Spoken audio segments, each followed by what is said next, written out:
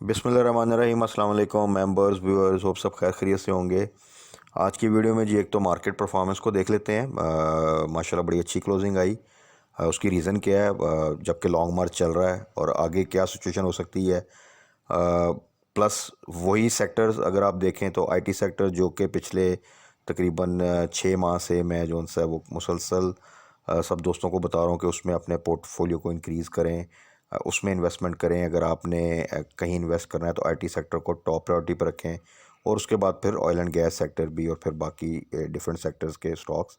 But IT sector को top priority पर रखने का मकसद ये कि ऑलरेडी देखें इस वॉलेटिलिटी में भी वो अच्छा बेनिफिट ऑलरेडी दे चुका, अच्छा प्रॉफिट दे चुके। और बहुत से स्टॉक को स्टिल अगर आप देखें तो उनका बाउंस बैक कैसा होता है, अभी स्टिल उनमें जो पोटेंशियल है आने वाले महीनों और सालों में वो तो बहुत ज़्यादा है।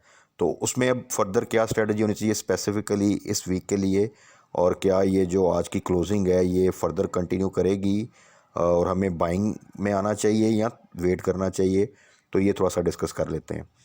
तो सबसे पहले आ जाएं मार्केट के हवाले से, तो 544 की पॉजिटिव क्लोजिंग आई। वॉल्यूम लेकिन कम है, और अच्छी बात ये हुई कि एंड पे एक बाइंग आई। उस वक्त अगर आप देखें तो वही लम्हा था जबकि वॉल्यूम भी इंक्रीज़ हुए लास्ट आवर्स में, और तब आपने देखा कि बहुत से स्टॉक जो से कैप भी हुए। तो उस लिहाज से अगर देखा जाए तो आपको याद होगा जब ये लॉन्ग मार्च का ऐलान हुआ था, और ख़ास तौर पे जब ये फ्राइडे को स्टार्ट हुआ और आगे फिर छुट्टियां थी, तो मार्केट ने बड़ा नेगेटिव क्लोजिंग दी। अब आपको याद होगा कि कल जब ये बात हुई और ये बताया गया कि जो इस जुमे को इस्लामाबाद पहुंचना था, तो वो तो शायद इस जुमे को तो इस्लामाबाद नहीं पहुंचेगा लॉन्ग मार्च, बल्कि जो इसमें 9 से 10 दिन भी लग सकते हैं। तो अभी कोई कंफर्म डेट या डे नहीं है जब ये इस्लामाबाद जाएगा। और अगर आप देखें जो नॉर्मल अभी सिनेरियो चल रहा है उसमें ये भी थोड़ा सा डिफरेंस है कि जब ये बात स्टार्ट हुई कि लॉन्ग मार्च होगा तो सब समझ रहे थे कि शायद वो काफ़ी वायलेंट हो सकता है, कोई प्रॉब्लम हो सकती है। लेकिन अगर आप देखें तो ये कोई इस तरह का लॉन्ग मार्च जा रहा है। एक तो मीडिया कवरेज काफ़ी कम है, और दूसरा ये है कि वो एक लॉन्ग मार्च होता है, पीसफुली हो रहा है, और उसके बाद वो एक सर्टन टाइम के बाद वो जो सा कॉल ऑफ हो जाता है और नेक्स्ट डे फिर एक स्टार्ट होता है। तो उस लिहाज से देखा जाए तो एक नॉर्मल रूटीन में अब वो चीज़ें जो सी ना फॉर द टाइम बिंग जो सी हैं वो आ गई हैं। तो वो जो एक एकदम प्रेशर आया था और जो मार्केट ने नेगेटिव क्लोजिंग दी और जो एक डिप आई थी, वही पॉइंट्स अगर आप देखें तो अब रिकवर हुए हैं।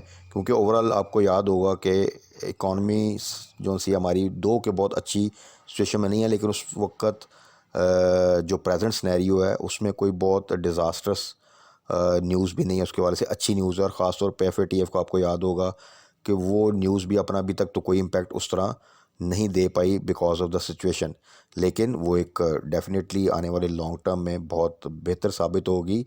जस्ट हमें पॉलिटिकल स्टेबिलिटी चाहिए, तो आने वाले दिनों में उस न्यूज़ का इम्पैक्ट आप फॉरेन इन्वेस्टमेंट के लिहाज से काफ़ी बेहतर देखेंगे।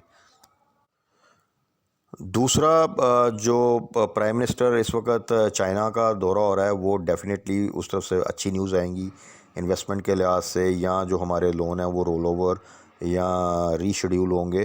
तो चाइना से तो आप डेफिनेटली एक्सपेक्ट कर सकते हैं कि एक अच्छी न्यूज़ आएंगी, तो वो डेफिनेटली मार्केट में एक अच्छा इम्पैक्ट जो है ना उसका आएगा। तो अब स्ट्रेटजी हमारी देखें, अगेन इस वक्त जो सिचुएशन है उसमें ये है कि अभी आपके पास 2-3 ट्रेडिंग सेशंस हैं।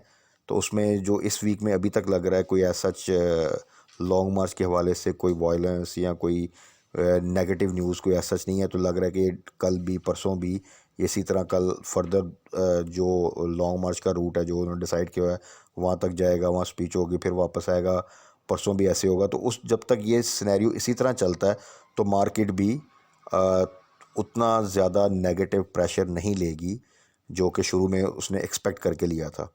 तो इसलिए आप इस पूरे सिनेरियो में एट द सेम टाइम एहतियात ज़रूरी है, बिकॉज़ कि किसी टाइम कोई न्यूज़ आ गई तो ये आप सारे जो पॉइंट्स हैं या जो रिकवरी है या फ़ौरन रिवर्स होती देखेंगे। और पिछले काफ़ी अरसे से अगर आप देखें तो वही 3 से 4 हज़ार मैक्सिमम ये स्पैन है जिसमें मार्केट मूव करती है। कुछ न्यूज़ बेहतर आती हैं तो वो 2-3 हज़ार की रिकवरी देती है, और जैसे ही कोई नेगेटिव न्यूज़ आती है तो वही 2-3 हज़ार फिर मार्केट जो है वो डिप ले लेती है।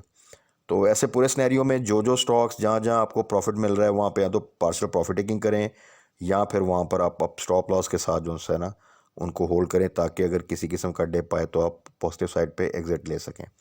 बाकी आज रिफाइनरी सेक्टर को, ऑयल एंड गैस के कुछ स्टॉक्स को और आईटी सेक्टर को ही डिस्कस कर लेते हैं। आईटी सेक्टर की परफॉर्मेंस बहुत बेहतरीन रही, और अगर आप देखें कंट्रीब्यूशन तो उनके स्टॉक्स की मेजर कंट्रीब्यूशन है, और ऑयल एंड गैस के स्टॉक्स की आज की मार्केट की पॉजिटिव क्लोजिंग में। तो अब ज़रा स्टॉक्स को डिस्कस कर लेते हैं, स्पेसिफिकली वो स्टॉक जिनको हम काफ़ी अर्से से फॉलो कर रहे हैं। अच्छा प्रॉफिट भी मिला हमें बहुत से स्टॉक्स में, हमने उनमें प्रॉफिट टेकिंग भी की, स्टॉप लॉस के थ्रू भी एग्जिट किया। अब फर्दर उनमें क्या स्ट्रेटजी है फॉर शॉर्ट टर्म और मीडियम टर्म के लिए, तो हम डिस्कस करते भी रहते हैं, उसको दोबारा से थोड़ा सा डिस्कस कर लेते हैं। उसमें ऑयल एंड गैस में सबसे पहले आ जाए हैस्कोल। हैस्कोल को हमने टारगेट किया था 6.5 से नीचे, और 6 का स्टॉप लॉस आप सबको यह पता है। और अगर आप देखें तो जितनी भी वॉलेटिलिटी रही और डिप आई, इसने 6 के स्टॉप लॉस को अभी तक हिट नहीं किया। हाल दो कि कोई बड़ी बात नहीं थी, अगर ये थोड़ा सा बड़ा डिप लेता तो इजीली 6 का स्टॉप लॉस हिट हो सकता था, बट ये शो कर रहा है कि ये प्राइस लेवल जो से हैं ये बहुत बेहतर है। यहाँ पे काफ़ी अच्छा ये अपने आप को मैनेज कर रहा है, और जैसे थोड़ा सा मार्केट में स्टेबिलिटी आती है, इसको थोड़ा सा मौका मिलता है, तो आप देखा होगा कि 12 दफ़ा ये 7 को क्रॉस भी किया, लेकिन क्लोजिंग इसकी जो सी है वो अभी तक 7+ की नहीं आई। तो न्यूज़ इसमें आप सबको पता है कि आने वाले दिनों में इसकी फर्दर न्यूज़ आती हैं, और ये जो कंप्लाई करता है, जो एक इसका पॉइंट रह गया था जिसके ब्राइट चांसेस हैं कि ये कर जाएगा, जो ऑडिटर की तरफ से कंसर्न आया था, तो ये डेफिनेटली जो है फिर डिफ़ॉल्टर काउंटर से निकल सकता है। और अगर ऐसा होता है जिसके चांसेस लग रहे हैं, और जो इसकी मूवमेंट जो इसका वॉल्यूम बता रहा है, तो फिर आप इसमें बड़ा इजीली जो है वो आप इसको डबल डिजिट में देख सकते हैं, और यही हमारा टारगेट है। और उस लिहाज से अगर देखा जाए तो वही स्ट्रेटजी 6.5 से अगर आप नीचे देखें, रिसेंटली इसने आई थिंक 6.2 या 6.16 को टच किया, और उससे फिर ये वापस आया इस वक्त 6.52 पे। तो वही स्ट्रेटजी रखें, 6.34 नीचे जितना मिले वहाँ पे बाय करें। और अगर आप शॉर्ट टर्म प्रॉफिट लेना चाहते हैं और अच्छी क्वांटिटी बाय की है, तो जैसे ही 7 के पास जाए, अगर 7 से ऊपर क्लोजिंग ना दे तो वहाँ पे प्रॉफिट टेकिंग करें, और डिप पे दोबारा बाय बैक करें। इस तरह की ट्रेड कर लें, या फिर यही है कि वहाँ पे आप बाय करके जो सा इसको होल्ड करें, और वेट करें कि वंस कोई अच्छी न्यूज़ आती है तो फिर ये फर्दर जब अपनी मूवमेंट बनाएगा तो फिर अपना स्टॉप लॉस के साथ इसको होल्ड करेंगे। उसके बाद आ जाएं जी रिफाइनरी सेक्टर में। रिफाइनरी सेक्टर में अच्छी परफॉर्मेंस, और उसमें भी हम टाइम टू टाइम डिस्कस करते रहते हैं। तकरीबन 4 स्टॉक हैं ओवरऑल। उसमें अटक रिफाइनरी सबसे बेस्ट, बहुत अच्छा रिज़ल्ट, प्रीवियस 2 क्वार्टर का डिविडेंड भी दिया, एक्स भी हो गया, और जब ये एक्स हुआ था 150 से नीचे चला गया था, तब भी यही कहा था कि ये दोबारा 170 जाएगा। अगर आप आज देखें तो इसकी जो क्लोजिंग है वो 174 की है। तो जो इनिशियल टारगेट था हमारा वो ये 2 दफ़ा हिट कर चुका है। और तो जिन दोस्तों ने तो 140 से नीचे शुरू में बाई किया हुआ था वो डिविडेंड भी ले चुके हैं, एक्स के बाद ये दोबारा से 170 पे आ चुका है। तो अगर आप देखें तो माशाल्लाह बहुत अच्छा गेन है। अगर आपके पास एक अच्छी क्वांटिटी है तो प्रॉफिट टेकिंग पार्शियल ज़रूर करें, बट स्टिल अगर आप होल्ड करना चाहते हैं तो आप 160 का स्टॉप लॉस रख के इसको होल्ड करें, और फिर फर्दर इसकी 175 से ऊपर क्लोजिंग आती है तो अपना स्टॉप लॉस 165 पे ले जाइएगा। और पोटेंशियल पूरा इसमें, जब मार्केट ठीक होगी, थोड़ा सा चीज़ें से निकल आते हैं हम, तो इसमें पूरा पोटेंशियल है कि नेक्स्ट रिजल्ट से पहले ही अब आपको 200 से इजीली जो है ऊपर मिलेगा इंशाल्लाह। उसके बाद आ जाए जी Pakistan refinery PRL. Again recent dip में ये दोबारा तकरीबन 16 के पास आ गया था। अभी आज फिर इसमें मूवमेंट आई है, 17 से ऊपर की क्लोजिंग दी है। इसको टारगेट हमने किया हुआ 20 का, इजीली उस टारगेट को इंशाल्लाह अचीव करेगा। जो इसके भी 2 रिज़ल्ट आए हैं रिसेंटली, पॉजिटिव अर्निंग आई है, और फर्दर इसमें पोटेंशियल है कि ये 20 को इजीली जो है वो मीट कर सकता है। थोड़ा सा मार्केट की स्टेबिलिटी और सपोर्ट चाहिए, और आने वाले दिनों में जैसे ही चीज़ें बेहतर होंगी तो आपको पीआरएल भी जो है वो फर्दर पॉजिटिव मूवमेंट देता और रैली बनाता नज़र आएगा। सो वही 16 के आसपास या इवन 17 से नीचे आप प्रेजेंट सिनेरियो में इसको बाय कर सकते हैं, और टारगेट कर सकते हैं इनिशियल टारगेट 20 का। वहाँ पे जो मूवमेंट बनेगी और जो सिचुएशन की उसके अकॉर्डिंगली हम देख लेंगे कि वहाँ प्रॉफिटिंग करनी है या ट्रेलिंग स्टॉप लॉस के साथ इसको होल्ड करना है। तो ऑयल एंड गैस सेक्टर में और रिफाइनरी सेक्टर में तो ये स्टॉक जिनको हम नॉर्मली साथ लेके चलते हैं। इसके अलावा OGDC अगेन और PPL, उनको भी हम डिस्कस करते हैं। वीकेंड की वीडियो में भी डिस्कस किया था। अच्छे रेट्स पर हैं, ये रेट बाइंग रेंज है, वहाँ पे अगर आप बाय कर सकते हैं डिप पे बिल्कुल करें, थोड़ा सा होल्ड करें तो दोनों में पोटेंशियल 10 से 15 रुपये का गेन आपको दे सकते हैं। उसके बाद आ जाए जी टेक्नोलॉजी सेक्टर में। टेक्नोलॉजी सेक्टर में सिस्टम, और आप सबको याद होगा सिस्टम वो स्टॉक है जिसको एक तो लॉन्ग टर्म इन्वेस्टमेंट के लिए सजेस्ट किया था और एक तब सजेस्ट किया था जब ये 300 के आसपास था। तो वहाँ से अगर आप देखें तो माशाल्लाह 150 का तकरीबन ऑलरेडी गेन है। और जब ये इसने 400 क्रॉस किया था तब भी मैंने यही कहा था कि ये इसका एक गेन हम कर चुके हैं। अगेन इसको आप होल्ड करें और मीडियम टू लॉन्ग टर्म लेके चलें। तो इसमें हमेशा लॉन्ग टर्म इन्वेस्टमेंट सजेस्ट किया और अभी इसमें स्टिल पोटेंशियल है।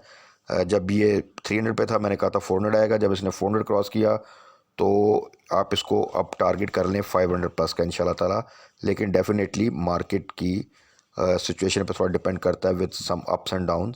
अल्टीमेटली ये आपको 500 से ऊपर जो सा नज़र आएगा, लेकिन इट डजेंट मीन कि आप इसको 450 पे या इससे ऊपर जाके बाय कर लें। जिनके पास है वो होल्ड करें। अभी प्रेजेंट सिनेरियो में इस लेवल पे और इस मार्केट की सिचुएशन में बाय करना थोड़ा सा रिस्की है। इसके बाद आ जाए नेटसोल। नेटसोल भी आप सबको याद है, इसको जब इनिशियल टारगेट जो 90 से पहले किया था, फिर इसने 120 को टच किया, वहाँ पर हमने स्टॉप लॉस जो सा 115 का रखा था। और मैंने ये कहा था जिनका स्टॉप लॉस हिट हुआ है ये दोबारा आप देखें तो तकरीबन 100 के पास गया।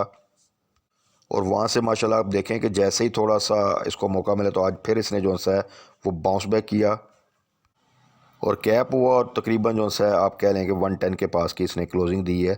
तो पोटेंशियल नेटसोल का भी बार बार मैं डिस्कस करता रहता हूँ, आपसे शेयर भी करता रहता हूँ कि स्टिल है और आने वाले दिनों में, महीनों में, हफ्तों में ये आपको फर्दर जो सा है बड़ी अच्छी मूवमेंट देगा।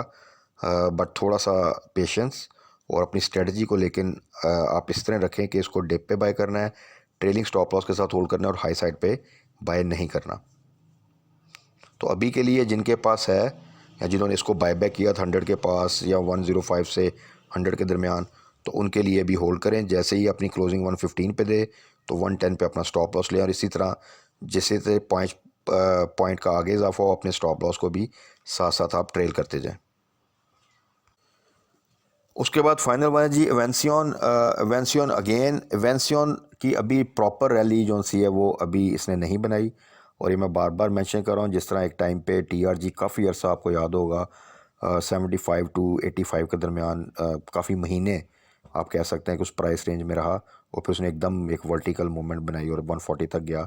इसी तरह अगर आप देखें तो नेटसोल भी 95 टू 85 के दरमियान काफ़ी अर्सा रहा और उसके बाद फिर इवन 105 टू 98 के दरमियान काफ़ी अर्सा रहा, फिर वो 120 तक टच करके वापस आया। तो एवेंसियन काफ़ी अरसे से 85 टू 75 के दरमियान में है और रिसेंटली तो भी बल्कि 72 के आसपास भी आया था। और ये हमेशा मैंने सजेस्ट किया कि जब भी 75 से नीचे है तो that was actually best price कि आप बिल्कुल पीस ऑफ माइंड के साथ एवेंसियन में एंट्री ले सकते हैं। Very good stock, very good company, आप सबको पता है इसके रिज़ल्ट, इसकी फ्यूचर ग्रोथ, इसका बिज़नेस। तो हर लिहाज से आप इसको बड़ा इजीली 100 प्लस का टारगेट कर सकते हैं आने वाले चंद महीनों में और इससे ज़्यादा भी हो सकता है डिपेंडिंग अपॉन द मार्केट। लेकिन वर्स्ट केस सिनेरियो भी अगर मार्केट इसी तरह थोड़ी सी वॉलेटाइल रहती है तो आप 100 प्लस का टारगेट तो इसको कर सकते हैं क्योंकि दिसंबर क्लोजिंग के बाद इसका जो है वो बोनस भी जो सी है वो पे आउट आता होता है। तो उस लिहाज से इजीली कर सकते हैं। और अगर मार्केट ने सपोर्ट किया, पॉलिटिकल साइड पे चीज़ें स्टेबलाइज हो गई तो अगेन जिस तरह लास्ट ईयर इसने 140 को आई थिंक टच किया था हाई, तो इसमें पूरा पोटेंशियल है कि दोबारा हाई साइड पे जा सकता है। तो एवेंसियन को आप अभी स्टिल ऐसे रेट पर है 80 से नीचे इवन कि आप इसमें एंट्री ले सकते हैं। तो इंशाल्लाह ताला इसमें अच्छा जो है वो बेनिफिट होगा। तो ये तो था जी आज की वीडियो में, थोड़ा सा कुछ स्टॉक्स को डिस्कस कर लिया और एक जनरल ओवरव्यू। एग्रेसिव बाइंग करने की ज़रूरत बिल्कुल नहीं है अभी स्टिल।